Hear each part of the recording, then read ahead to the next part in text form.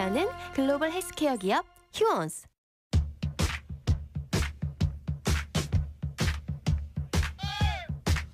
신율의 뉴스 정면 승부 4부 시작하겠습니다. 오늘 4부 저스티스 리그인데요. 자, 우리 사회 정치 분야 요새 특히 법을 모르면 아무것도 이해가 안 되는 상황까지 다다른 것 같습니다. 바로 그런 의미에서 저희가 마련한 코너죠. 저스티스 리그. 오늘도 두 분 변호사 함께하겠습니다. 한 분씩 소개해드리죠. 먼저 윤기찬 변호사님 나와 계십니다. 안녕하세요. 네, 안녕하십니까. 예, 그리고 설주환 변호사님입니다. 네, 안녕하세요. 예. 자, 뭐 이거부터 그냥 해보죠. 뭐 오늘 이재명 대통령이 이제 기자회견하고 그러고 여기에서 이제 가장 중요한 거 이 검찰 개혁에 대한 그러한 것들 그런 부분도 얘기가 나온 것 같은데 자, 검찰 개혁 진짜 될까요? 어떻게 보십니까? 그 검찰 개혁에 칼자를 쥔 것은 사실 국회잖아요. 그러니까 대통령이 할 수 있는 거는 인사권과 기타 그 법무부 장관을 통한 그 기구 개편, 그러니까 이 법의 개정을 거치지 않는 예. 옛날 추미애 전 장관 등이 했던 예를 들면은 특별수사기구를 꾸릴 때는 그 법무장관을 허락을 얻어라 이런. 근데 지금은 이제 대통령이 할 수 있는 그런 거 플러스 국회가 할 수 있는 건 무소불위죠. 다수당이 민주당이 할 수 있는 거는 법을 만들어 가지고 수사권을 줬다 뺏을 수 있는 거죠.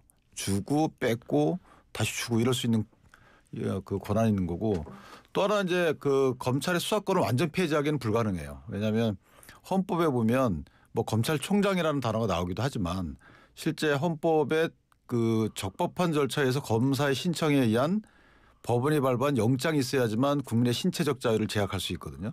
그러니까 그런 헌법적 규정을 볼 때 검사 영장 신청이라는 수사 과정이 있는 거라서 그 수사권이 검사한테 있다는 걸 전제로 둔 헌법 규정이에요. 따라서 그에 반하는 완전 배제는 어렵다. 개헌하지 않는 한. 그러니까 그 범위 내에서 뭔가를 하겠죠. 하는데 중요한 건 여론입니다. 이재명 대통령도 여론에 되게 민감하기 때문에 예를 들어 여론이 왜 굳이 그 검찰의 수사권을 완전 뺐냐. 그러니까 기소청을 만드는 것까지는 제가 볼 때 가능한데 검찰의 수사권을 뺏는 것 자체는 굉장히 무리수죠. 굳이 검찰의 수사권을 뺏는 것 때문에 도움을 받는 사람들은 권력자잖아요. 검찰의 수사권 하면 이코로 인지수사기 때문에 특별수사. 그런데 그 검찰의 수사권 중에서 국민께 효력을 미치는 국민께 영향을 끼치는 것들은 아무런 이의가 없어요. 보안수사, 재수사, 수사지휘 현재 있는 그다음에 일반 국민들을 기업인을 상대로 한 경제수사, 부패수사. 국민들이 여기에 대해서 이의를 달지 않아요. 오히려 검찰 수사권이 있었으면 좋겠다라는 게 저는 국민적 시각이라고 보고 그럼 국민이 피의자건 피해자건 국민이 받는 사법 서비스에 대해서는 검찰이 있는 게 더 낫다라는 거고 다만 권력 측 입장에서 보면 검찰의 특별수사를 안 받고 싶은 거죠. 역대 항상 그게 문제가 돼 왔어요.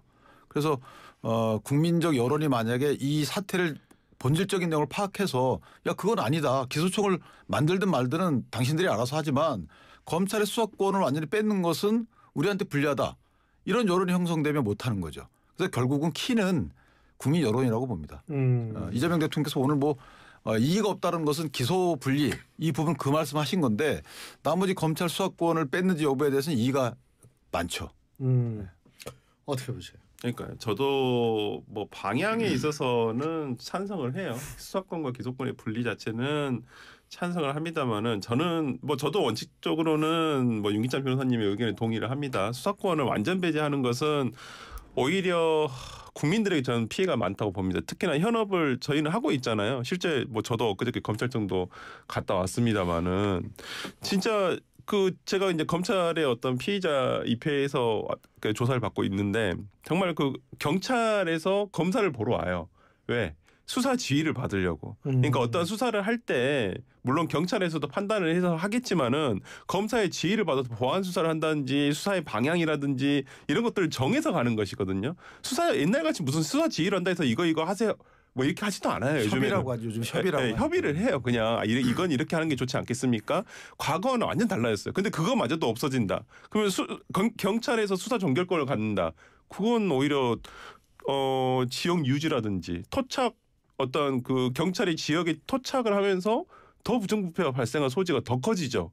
저는 그런 부분에서라면 뭐 수사권까지는 뭐 어떻게 입법적으로 배제 뭐 완전 배제까지는 좀 어렵다 조금 그렇다 손 치더라도 수사 지휘권만을 살려놔야 된다. 저는 그렇게 생각을 하거든요. 기본적으로. 그리고 지금 검찰청 내에서도 많은 어떤 고위직에서 검찰의 방향을 생각하신 분들은 이 분리를 하되 수사도 마찬가지로 여러 기관에게 나눠주자는 거예요. 수사권 자체를. 그러니까 수사 권력이 집중되는 것을 방지하자는 거예요. 그런데 그 지휘, 그러니까 감독 권한은 검찰에 있어야 된다. 그래야지만 어떤 이 수사의 적정성, 그다음에 우리가 검찰을 두는 이유는 뭐예요? 인권 보호를 위해서 그런 거예요. 진짜 우리가 뉴스에서 맨날 정치 사건, 정작 0.1%도 안 되는 정치 사건을 너무 우리가 많이 보다 보니까 이거에 대해서 배제를 해야 한다 생각하는데 실제 검찰청 진짜 가보면 99%는 다 뭐 민생 사안들이 대부분 많거든요. 저는 아까도 뭐 이름이 좀 나왔습니다만 어저께 그 이진동 대검 차장의 퇴임의 변을 제가 그 변을 보면서 조금 생각이 들었던 것은 조금 동조합니다. 그러니까 그 어떤 직접 수사 검찰의 직접 수사에 대해서 제한을 해야 한다는 것은 다들 동의를 하고 있어요. 그 부분은 조금 입법적으로 보완이 필요하다고 생각합니다. 다만 부정부패 이론의 그러니까 정치적인 이견이 없는 것들 있지 않습니까? 어떤 뭐 최근에 보이스피싱 사건이라든지 아니면 정말 부정부패 사건 그다음에 제일 문제가 된 건 요즘에 산업 스파이 사건이라든지 이런 사건들에 대해서까지 이렇게 수사권을 다 배제해버린다고 한다면 이런 수사들을 앞으로 이거 소위 말하는 특수수사인데 이런 특수수사들을 어떻게 할 것이냐. 이것들이 훨씬 더 국익을 해치는 범죄들이거든요. 저는 그런 부분에 있어서 그냥 단순히 이걸 그냥 뺏겠다. 저를 하는 것은 조금 글쎄요. 좀 조절을 해야 되지 않을까 싶습니다. 근데 옛날에 그런 얘기가 나왔었거든요. 이게 그 당시에 이제 국민의힘 계열정당에서 나왔던 얘기인데 중대범죄수사청 이렇게 만들 게 아니고 예를 들면 증권범죄수사청, 네, 마약범죄수사청 이런 식으로 나눠서 그 특화시켜서 만들자라는 안도 있었기 때문에 저는 개인적으로 그 굳이 검사들을 갖다가 수사관으로 강등시켜가지고 중대범죄수사청에 다 넣는 거 이게 무슨 발상인지 모르겠어요. 저도 저렇게 수사 분야를 나눠서 그러니까. 수사청을 이렇게 만들어야 된다고 생각을 해요. 기본적으로. 그래야지만 뭐 미국 같은 경우에는 예를 들어서 마약 수사가 된 DEA라든지 이런 그러니까 전문 분야 전담 분야가 있잖아요. 그래서 강력한 권한을 주면 거기서 수사를 통해서 정말 이렇게 할 수가 있는데 우리나라는 물론 너무 많은 검찰에서 많은 범죄를 하다 보니까 조금 더 부하가 걸리는 경우도 있습니다만은 저는 그렇게 특수 분야대로 어떤 수사청을 독립적으로 만들 필요가 있지 않을까. 대신 감독은 검찰에서 해야죠. 이 부분은. 뭐 그러니까 뭐 누구는 그러더라고요. 이게 형사부에 있어서의 재수사 권한이라든지 이런 거는 살려둘 수도 있다. 그런데 소위 말하는 특수 이쪽은 없앤다. 뭐 이런 얘기도 있기는 아니 있는 근데 거예요. 그 특수수사의 이해관계는 사실 가진 자 권력자 정치인들이에요. 그 국민들한테 특수사는 전혀 상관없는 수사 분야입니다. 그러니까 특수사도 검찰 수사 전체 부분에 차지하는 비율이 상당히 적어요. 근데 그 특수수사가 마치 검찰권 남용의 대명사인 것처럼 하는데 그거는 정권이 바뀌면서 뭐 상대의 정적을 죽일 때 검찰권을 동원했던 정치 권력의 문제인 것이지 물론 거기에 부안해동하는 일부 검사들도 문제가 있죠. 그것은 검찰을 살려두고 그 안에서 보완을 하면 될 일이지 그 뭐 1, 2% 되는 특수사 기능 때문에 상당수 국민한테 이로움을 주고 있는 다른 수사 기능까지 다 죽인다. 이거는 도대체 개혁인지 개혁인지 난 모르겠어요. 그래서 이런 거에 대해서는 한번 진지한 오히려 탄울 미팅 이런 때에서 저는 대통령께서 기자들이 묻고 국민이 답한다라고 하고 기자들이 짧게 묻고 대통령이 어떻게 보면 길게 대답을 하셨는데 공방을 좀 했으면 좋겠어요. 특히 이 검찰개혁 문제에 대해서. 그러니까 국민들은 이 검찰개혁을 개혁이라고 단어를 쓰니까 상당히 유리한 것처럼 보이지만 국민들한테는 결코 유리한 그 국면이 아니에요. 진짜 저는 이 부분과 관련해서 진짜 다시 한번 검사와의 대화를 한번 해봤으면 좋겠어요. 노무현 전 대통령 때 했던. 근데 이제 그때는 뭐 이념적으로 좀 그랬습니다만 지금은 조금 실무적으로 진짜 검찰 내에서도 동요를 많이 하거든요. 제가 직접 이렇게 검사 분들 만나서 얘기를 하다 보면 사석에서 만나서 얘기를 하다 보면 되게 동요를 많이 하시고 진짜 자신들의 장래에 대해서 미래에 대해서 굉장히 불투명해졌기 때문에 진짜 수사 동력도 많이 떨어진 건 사실이에요. 그렇기 때문에 그런 민생 범죄라든지 이런 부분을 어떻게 대처할 것인가에 대해서도 정말 좀 진지하게 고민했으면 좋겠는데 오늘 보니까 이제 법무부 장관 후보자로 지명되신 정성호 의원 같은 경우에는 국회에서 그냥 보라고 그걸 핸드폰을 그냥 쩍 보여주셨더라고요. 검찰 개혁을 하려면 선제적으로 빠르게 해야 된다. 아니 근데 그 경찰 분들도 원하는 게 검찰의 수사권 완전 폐지가 아니에요. 경찰이 원하는 것은 영장 청구권 보장입니다.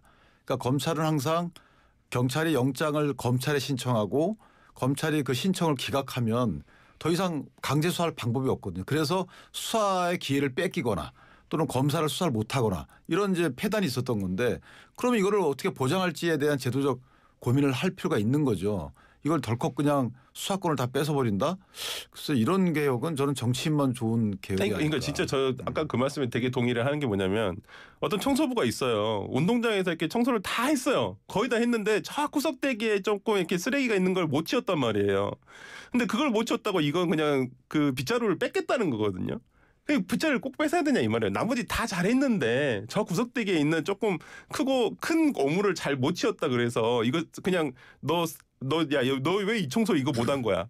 그거 가지고 그냥 너 그냥 빗자루 내놔. 이래버리면 그 앞으로 그 많은 치워진 곳은 누가 또 청소를 할 거냐 이 말이에요. 저는 그런 부분에서 있는 제도를 가지고 조금 보완을 해야 된다는 부분은 다들 동의하고 있거든요. 근데 이것을 무조건 수사와 기소를 분리해서 아예 그냥 검찰의 수사권을 아예 박탈을 해야 된다. 이렇게만 보고 이 제도를 가져갈 것인가. 이거 뭐 지금의 정부를 지지하시는 분들은 그게 그냥 속 시원할 수도 있겠죠. 근데 이런 진짜 현업에서 이런 업무를 해보신 분들은 그게 얼마나 진짜 이게 위험하고 앞으로 이게 감당이 안 되는 일인지를 진짜 좀 되게 두렵거든요. 저도 변호사로서도 뭐 모르겠습니다. 변호사로서는 더 업적으로 봤을 때는 본업으로서는 더 좋아질지 어떨지는 모르겠습니다만은 되게 좀 우려가 있는 건 사실이다. 근데 이렇게 여론조사를 하면 될 것 같아요. 그러니까 지금 잠재적으로 검찰 개혁 내용에 대해서 얘기를 해주고 어느 게 옳은 것 같으냐 그러면 어떤 결과가 나온다고 치고 근데 오히려 검찰과 경찰의 수사를 받거나 수사를 요구했던 사람들 고소인이나 피의자들 그러니까 검찰과 경찰의 현 시스템에 대해서 또는 이제 변화된 시스템에 대해서 한번 경험했던 사람들을 대상으로 해서 여론조사라면 절대 다수가 반대할 거예요. 그래서 이 여론조사 방법이 틀렸다. 모집군 자체가 표집군 자체가 그 경찰 검찰의 서비스를 경험했던 사람들을 대상으로 해야 된다. 그렇게 되면 잠재적으로야 아니 수사기관에 수사권이 없는 게 좋죠. 근데 그게 결국 국민적 시각에서 볼 때 뭐 견제 이런 걸 다 떠나서 한번 경험해 보면 어떤 시스템이 더 나은지에 대해서 본인이 알거든요. 그래서 여론조사하는 그 표집군도 좀 달리할 필요가 있다. 좀 아까 정성호 법무부 장관 내정자 말씀하셨는데 이분은 민주당하고 약간 온도차 있다는 얘기도 많이 하잖아요. 그런데 아까 오늘 국회에서 본인의 핸드폰을 그냥 대놓고 찍으라고 그냥 못 봤는데. 그래요? 아까 좀 기사가 났는데 설명을 해주세요. 본인의 핸드폰에 그 본인의 핸드폰에 찍힌다는 거 뻔히 알고 계시잖아요. 이렇게 찍어놓고 거기에 검찰 개혁을 본인의 그 내메모에 넣어놓으셨더라고요. 그래서 검찰 개혁의 시기 해가지고 하려면 선제적으로 강력하게 뭐 이렇게 해야 됐다. 이걸 그냥 이렇게 딱 하고 핸드폰을 보여주셨더라고요. 그러니까 약간은 뭐 의견을 받은 거일 수도 있겠는데 어떤 법무부 장관으로서 검찰 개혁의 시기에 대해서는 할 거면 아예 빠르게 하겠다. 강력하게 선제적으로 하겠다. 아마 이런 의지를 언론을 통해서 공개한 건 아닌가라는 생각이 들어서 기존에 우리가 정성호 의원에 가지고 있었던 조금 뭐 그래도 검찰 개혁에 대해서 조금 충분히 신중하게 할 것이다라는 생각과는 달리 의외로 정말 빨리 갈 수도 있겠다라는 생각이 좀 들더라고요. 인사청문 요청안이 오고 인사청문 절차 때까지만 그러실 거 아닐까. 인사청문이 통과된 이후에는 대통령과 정성호 그 법무장관 후보자 간에는 검찰 개혁에 관련된 뭔가 그림이 있지 않을까요? 저는 개인적으로 정성호 법무장관을 굳이 저렇게 내정한 이유는 저는 노무현 대통령과 문재인 대통령의 관계 같은 느낌이 들거든요. 그래서 이재명 대통령 입장에서 보면 현재 국가를 잘 운영하는 거 이것도 중요하지만 이 대통령의 퇴임 이후에 사실 사법 리스크라는 부분이 어떻게든 다시 시작할지 아니 그때 이미 끝나 있을지에 대한 그 부분도 상당히 본인한테는 관심 사항이라서 약간의 노무현과 문재인 같은 그런 관계로 저는 약간 보여서 그럼 정성호 의원 법무장관 후보자는 국민적 지지도 어느 정도 받아야 되고 그다음에 뭐 역기 이런 것도 막 하는 거 보니까 진정한 정치인으로 가는 것 같은 느낌 오히려 법무장관 들어보면서 그래서 대통령의 흉 중에는 그 약간의 야당의 안도 일부 포섭해서 검찰 개혁을 좀 장기적 과제로 갖고 갈 가능성도 전 갖고 계시다 생각합니다. 정성호 의원이 저희 프로그램 많이 도와주셨거든요. 근데 그렇게 근육이 아유, 그러니까요. 아니 저랑 나이가 학번도 같고 나이도 동갑인데 어우. 아니 나는 인생을 뭐 하고 여태까지 살았나 이런 생각을 했어요. 예? 보니까 저도 헬스장 가고 싶던데요. 아니 근데 이제 안 돼요. 이제 저는 그냥 관절 조심하면서 그냥 사는 거죠. 이제. 옛날에 허준 선생님이 그 동의보감에 보면 오래 살고 싶으면 많이 먹지 말고 많이 움직이지 마라 그랬는데. 그랬어요? 더 오래 살겠네. 이거 와. 또 한 가지 제가 좀 여쭤보고 싶은 게 지금 이제 특검이 이제 막 돌아가고 있어요. 네. 예, 내란 특검 뭐 저걸 해가지고 어디였었죠? 한덕수 전 총리에 대한 장시간의 수사가 있었고, 뭐 이 내각들 윤석열 정권의 내각 장관들 마지막 장관들은 다 불려갈 것 같은데 어떻게 보세요?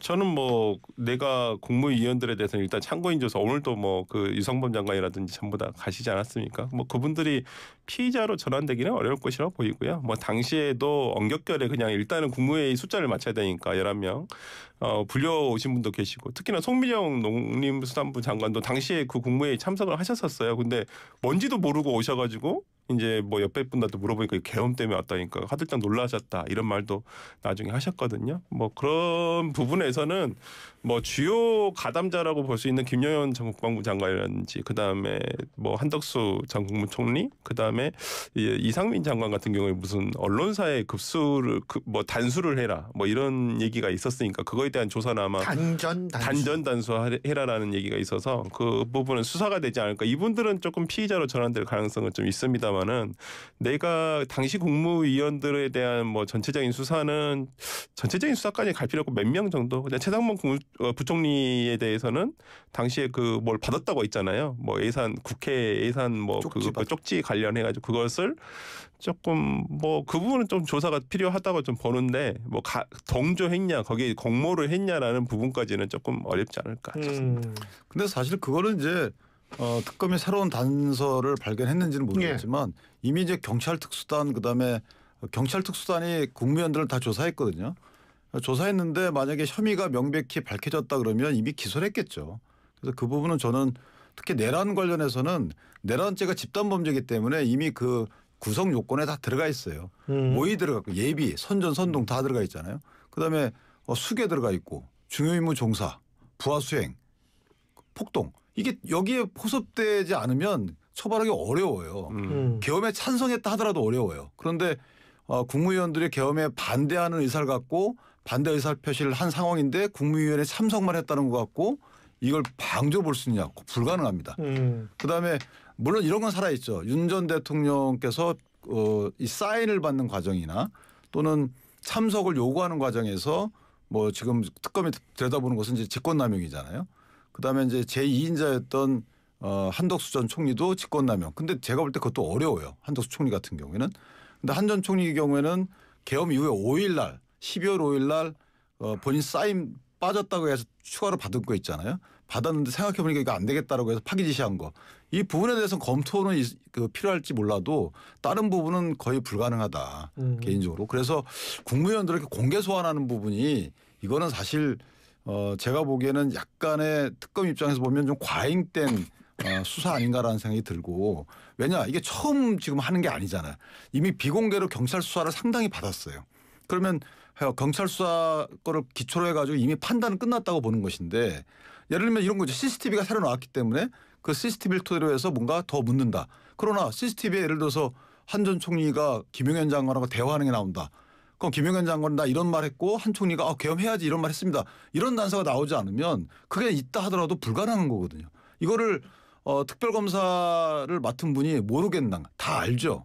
근데도 수사로 이어진다는 것은 물론 그 과정에 혹시나 뭐가 나올지 모르지만 일반적인 수사 양태하고는 조금 차이가 있다. 전 이렇게 봅니다. 근데 특검 자체가 특검 자체가 이제 정치적인 목적을 가질 수밖에 없어요. 그 색깔을 띠고 있는 것도 사실이고 특히나 이제 조은석 특검 같은 경우는 과거 옛날 검찰에 있을 때도 굉장히 여론전을 활용을 했던 특수부 검사 중에 한 분이세요. 저는 지금도 마찬가지로 봅니다. 약간은 지금 특검이 하는 것은 굳이 안 해도 될 문제를 여론전을 조금 이용을 하고 있습니다. 근데 뭐 지금 특검으로서는 어차피 결과를 내놔야 되거든요. 이거 기소 뭐 어떻게 되든 뭐 누구를 구속하든 구속 기소가 되지 않으면 특검 다 실패했다고 할 거기 때문에 저는 어떤 성과를 일단 보여준다는 의미에서 지금 뭐 참고인에 대한 공개 소환도 한다고 보고요.